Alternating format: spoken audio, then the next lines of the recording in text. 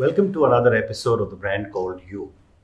I brought you some amazing millennials, and today I have Ankeeta and Viresh. Welcome to the show, who are with us. Ankeeta and Viresh are the founders of Rivir, a footwear fashion tech brand, and they're customizing footwear and clothes. Ankita is a chemical engineer and she has done branding and digital marketing, and Viresh is an MBA from Birmingham. So tell me a little bit about your early career before we can come to your baby Rivir. Sure. So I started my career with IBM, and that was just after my graduation. Okay. I was done with my graduation and I was still figuring out what needs to be done. So I needed some time out for that. So I did that for 1 year and then decided on to go to England to do my master's in marketing. And while I was there, I started working part-time as well, did a lot of door-to-door sales, selling gas and electric and charity. Along with that, I also did a little bit of Subways and Pizza Huts to gain that experience and understanding. From there on, I started with there was a startup that I had done earlier as well. It was called Skylogic. It was a tech startup. So I did that for a couple of years in England, did handle all the business development over there, and then came back to India to handle the operations in India. Okay. Yeah, that's when I did that for 1 year in India. Couldn't do it for long. After that, I joined a company called Fountainhead. That's a digital agency in Bombay. Did that for 1 year. Simultaneously, we were working on Rivir. Okay. That's all. And Ankita, your background before Rivir? I did my engineering and then my MBA, and then I started working. But I really liked doing something at the same time during my college days as well.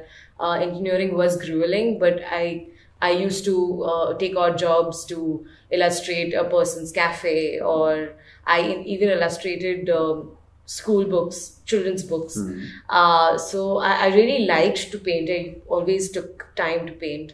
Actually, the whole idea of this entrepreneurship and the whole idea of the fact that shoes and unique shoes could do very well actually came back from school. When I used to paint on my sister's hand-down shoes, and one of my teachers saw that I was wearing those for my extra classes, and she said that, you should try this. She gave me 500 rupees and she told me, get as many shoes as you can in this and paint some prototypes. And my friends loved them, and I spent the rest of the year painting for my friends. Amazing. So I realized that there is something fantastic about this idea, but it was dormant. I continued my education, finished my MBA. During my MBA days is when I met Viresh. But after MBA as well, I took up a job. I was working with TCS in the branding division. Then I was working with Schneider Electric. After about 4 or 5 years of working in the corporates, we finally took the plunge. He was working full-time for Rivir because we needed someone to help. Then we realized that it's time, and the business was doing very well, and we were cash positive by then. So that's when I quit my job, and we both are now into business. So tell me about the brand. I mean, first tell me, how did you decide on the name? Well, that's an interesting question, I would say. I'm glad that you asked. Because when you're starting up, right, you give a lot of emphasis on the name because it has to click well with you. We also spend a lot of time on it. But then sooner we realized that, this brand is going to be our personality. It is what we are. So we thought, why not, do an amalgamation of our names. We were anyway inspired by Adidas, which is Adolf Dassler. So that's why we came up with this name. Her nickname is Rini. We took RI from there and VIR from Viresh. Wow. That's why we came with Rivir. Wow, that's amazing. And I'm hoping to see Rivir as something that gets bigger than Adidas. We hope to. That's a hope. Wonderful. So, it is very nice to see shoes being included as a part of one's identity. I remember in the old days, I started working in 1979. The first thing that we were always told was, when you go for an interview, make sure your shoes are polished. Because how you are and what your outlook to life is will be determined by the kind of shoes you're wearing. Yeah. Right. But I never really realized that the kind of character you're giving to shoes. So help me understand what is happening to the business of shoes today. So, with respect to casual shoes, so we only deal with casual shoes. So, with respect to casual shoes, shoes have like iconic brands like, as you mentioned, Adidas, Nike. There are other brands like Converse, Vans, Keds. In fact, Keds is like a colloquial term used for canvas shoes in India. Canvas shoes have always been one of the major casual category, footwear. And these iconic brands have created a kind of personality to the product, and people relate to it. But in India, we didn't have something like that, and unique shoes and adding a twist of a person's personality on footwear was kind of absent. So we took the opportunity and we started the brand, and we've got fantastic responses. So since the market is saying okay, so we're okay about that. Wonderful. So when I was again reading about you, you started this concept of just in time for Correct. Yes. And when I used to run Guardian Pharmacy, I founded Guardian, I often said that managing inventory in a pharmacy, in a bookshop, and a shoe store are some of the most difficult, because it's just a sheer number of SKUs that we carry. And yet you have made some very significant changes with just-in-time footwear. Tell me about this concept. Well, when we started in 2016, it was not like that for us. We had the inventory-based business model. But then sooner we realized that, a lot of capital was getting stuck in these shoes. Because if you make 10 designs, not all of them will sell well. Probably 2 or 3 of them are selling well. But that's when we realized that we need to quickly move on to some other business model and find a solution to this.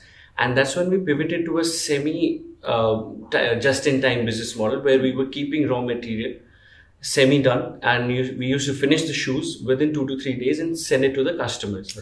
And then we again realized that, again, this is not going to work for long. And now finally we've been pivoted to totally 100% just-in-time business model. We get the order online. We make the shoes in 2 days, 3 days, and we send it to the customers, and it gets delivered in a couple of days. So that's how we've managed the entire thing. And what does the customer, or what is the customer able to select?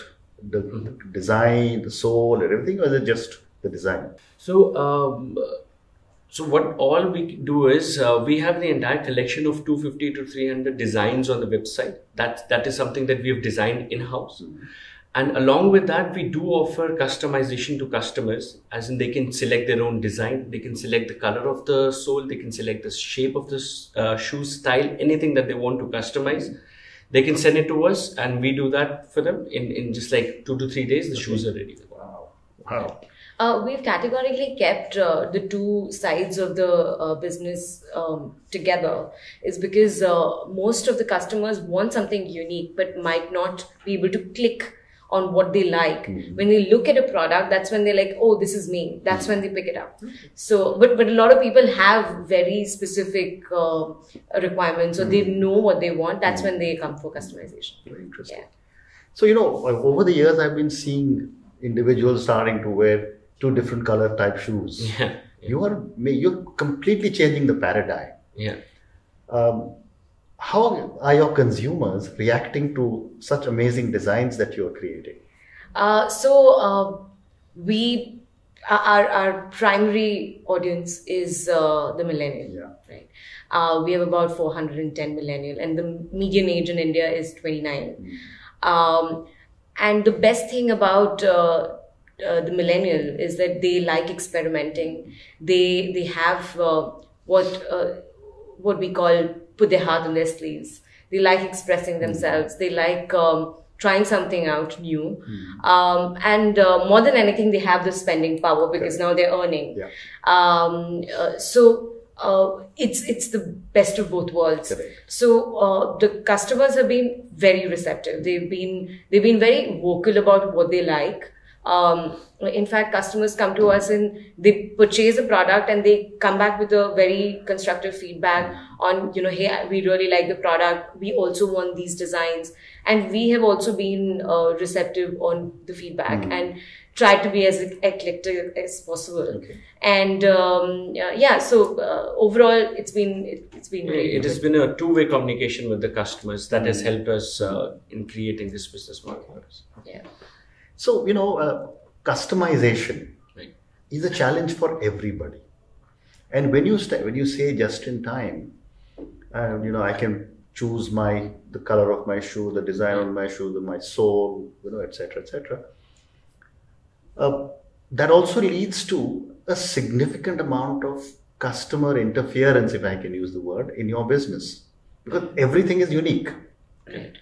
How are you handling something as vast as this? Because traditionally it's always been, if something is doing well, try and do the same thing over and over again. What is it that you're doing that is different? As we were speaking about just in time, so we do have like the two branches of the business where like 90% of our customers are picking up the products which are already there, which is already set, and the 10% are the ones who are the interfering ones, which is fine. But that actually brings in a lot of involvement with the brand, which is fantastic, because they'll remember you forever. Because they will remember that I spoke to the designers for about a week and we created this together, co-created this. They will remember us and hence they will recommend us. So we're happy to have that kind of interaction. And while doing that, we get a lot of feedback on what are the things which we didn't think of. Because we as artists also have certain, paradigms which you don't think of, right? We sort of get myopic. So that's a really upside of what we otherwise do for customization. And are you reaching a stage, or will you reach a stage where I say, I want to put my own design on my shoes? That's what we're doing. Yeah. So even I can send you my own photograph and they put it on my own. Definitely. And actually we've done that. There was a customer who sent his picture and he said, I want my caricature on my shoes. Like, okay, if you want it, we can do it we're for happy you. To do it for so you. That's what we did. Incredible. So, you also spoke about 410 million millennials. Millennials, yeah. Obviously, you're doing a lot of work with millennials. Help me understand, what is a millennial mindset? And both of you are millennials. Well, they want to express themselves, whatever it is, whatever they're doing, they want to express themselves. That is one. And they're socially very aware of things that are happening around them now. Earlier, you could do anything, you could use plastic bags and you could get away with things like those and everything was happening. Now they're moving towards a very sustainable business growth.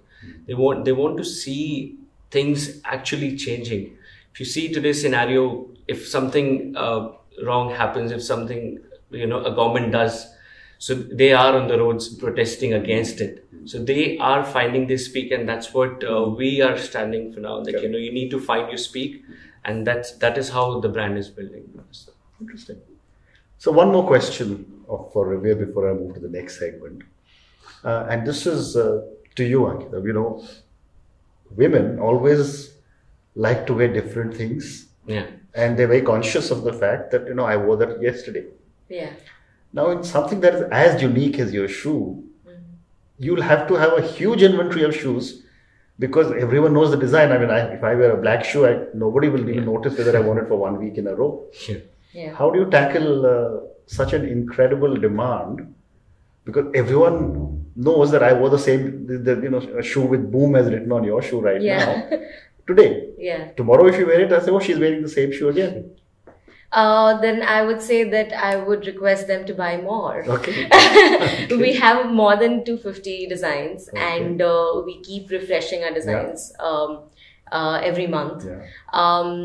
And because we are in the just-in-time model, we we have that flexibility of increasing our SKUs as much as possible, but because we virtually are not really increasing Correct. it, we are just showing the product, and when the order comes in, that's when we make it.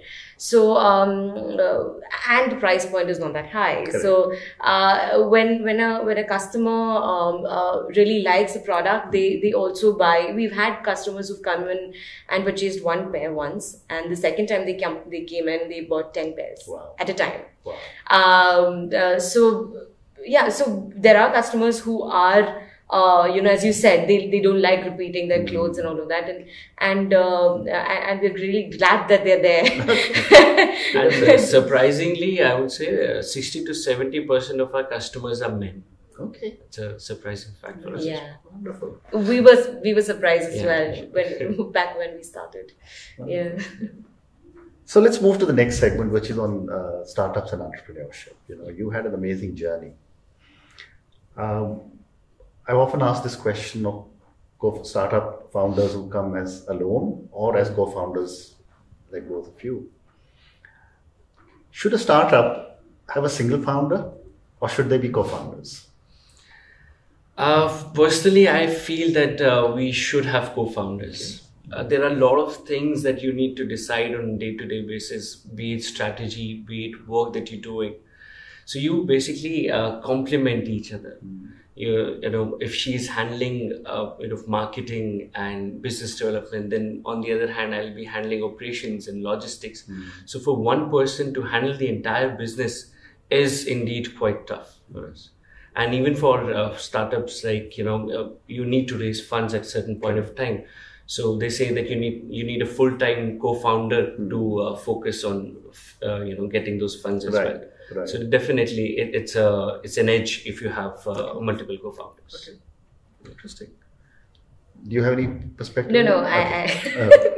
So let's move on. I mean, I'm sure you've got lots of friends who are doing who are founders and starting off their own businesses. You started your own. Yeah. What, in your opinion, are some of the basic mistakes a lot of startup entrepreneurs make? So we have also made the same mistakes, and so there are a couple of things which really was staring at our face, and we sort of mended it. So we really think that when we started off, we thought that okay, we need to find the perfect product. Only then should we launch it, and we shouldn't just be in a haste. So I wouldn't say be in a haste, but a perfect product can only happen when the market responds. Don't wait for the perfect product. Start with the MVP. Ask for feedback, and it's an iterative process. Yeah. And there cannot be a perfect product. There will be something or the other, which is because time changes, and you need to be contemporary. Constantly innovate. If there is anything that you have created which the market has responded very well, it's equally as soon that the market's going to just throw you out. Correct. Because it's constantly changing, and that's what the best of brands are doing.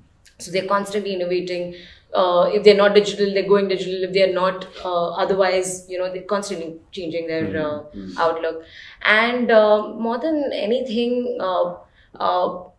don't have the inertia to love what you are doing and stick to it, and hold on to that. Yeah. If that's not working, pivot. If a business model is not working, pivot. Like we had the inventory model, we had to pivot because we saw it's not working, and just be receptive to feedback and how the market is responding. Very interesting. One last question on startups.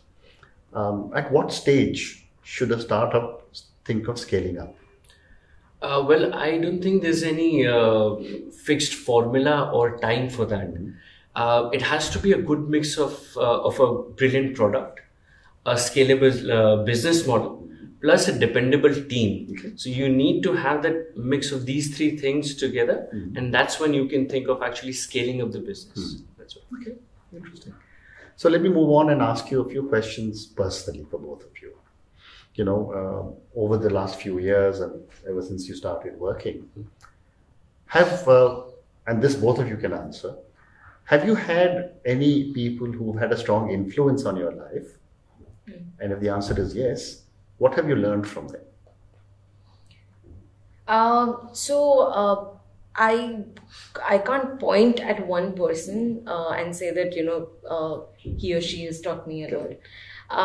It's actually I, as a person, I have become what I am because of almost everyone in my life, from my parents to my friends to people even I meet maybe at the bus stop. So there's something or the other which every person does to you that you really get inspired and you make that change.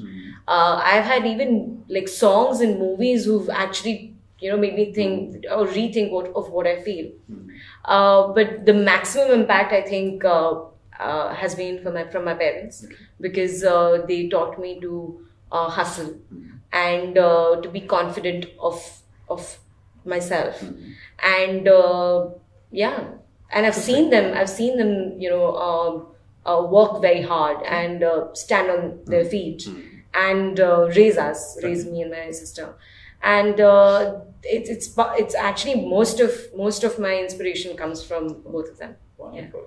And Viresh, what about you? I think I'm going to say the same thing. Okay. It's going to be my parents. I've seen them working since I was a small kid, and especially my mother, she used to travel like around 50 kilometers to teach underprivileged kids in government schools and everywhere. So I've seen her work all her life. She just got retired last year. So she's been an inspiration to me. Fantastic. So my next question would be, what would be 3 words that describe each of you individually? And your co-founder, so obviously there must be complementarity right. of these adjectives. What do you think? I can definitely talk about him. Okay. He's extremely focused. He has the sense of perseverance, and he has a fantastic eye to detail. Okay.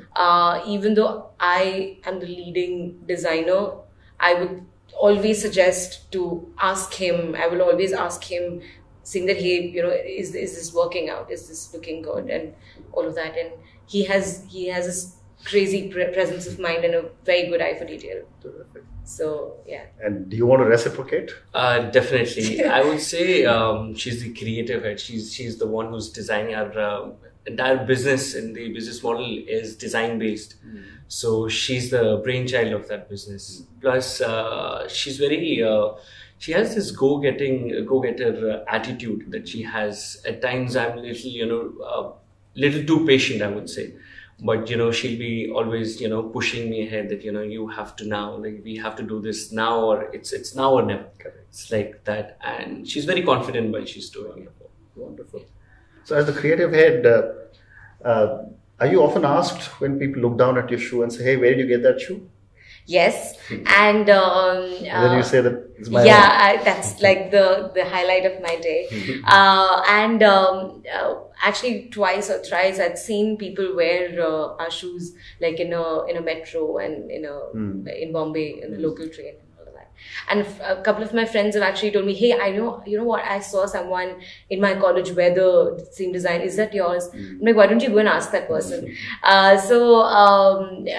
So it's really nice when people, they come and compliment you. Correct. More than that, it's a moment of absolute pride that it's something which is so unique that people are turning their heads, and that's the reason we started the brand. So I can understand that emotion, because I remember when I wrote my first book, on a flight I saw someone sitting next to me and was reading that book. Wow. So I asked the person, do you like the book? And he said, very good book. And then he looked at me and he says, why are you interested? I said, because that's my book. So he wouldn't believe it. Then he flipped to the back, saw the photograph, and then he realized. So I can imagine the feeling you go through when someone wears your shoes. Right. Okay, so a couple of more questions for you. Next question is on failure.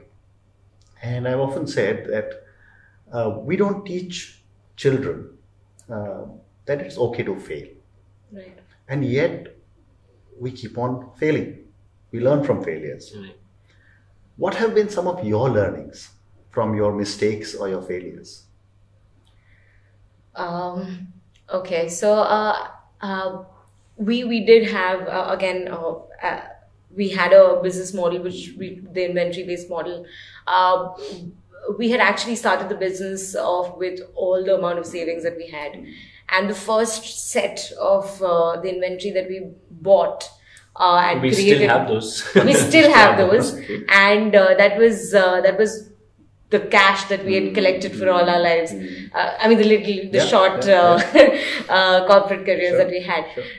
So that was one of the most scary thing that happened with us, and but we learned from our mistakes, and we didn't think it was really upsetting when you do something with all your heart and all the money that you have, and it doesn't work out.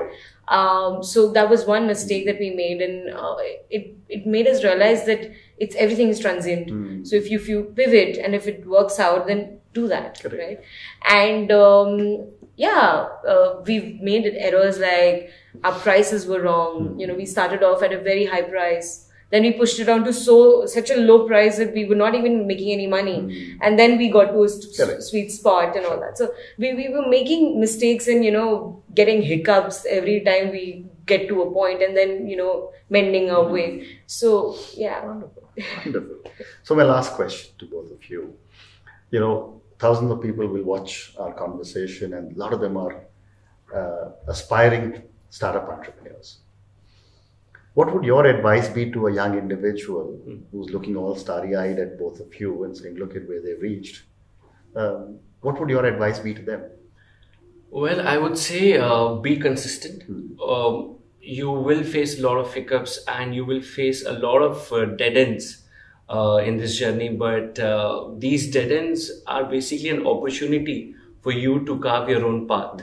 So if you can carve your own path, you have your own thing going on. Don't look at others. Be consistent, and I'm sure you will say. And I'll probably add one more learning based on what I've heard from you. Right. That don't be afraid to pivot. Absolutely, absolutely. Yes. Keep innovating, keep pivoting. You need to figure that out, and you will figure that out. Wonderful. So Ankeeta and Viresh, thank you very much. Thank you It's so been much. a pleasure speaking to both of Absolutely. you. And as I said earlier, I hope to see Rivir around the world. Good luck. Definitely. Thank Thank you you so so much for Thank having you us so here.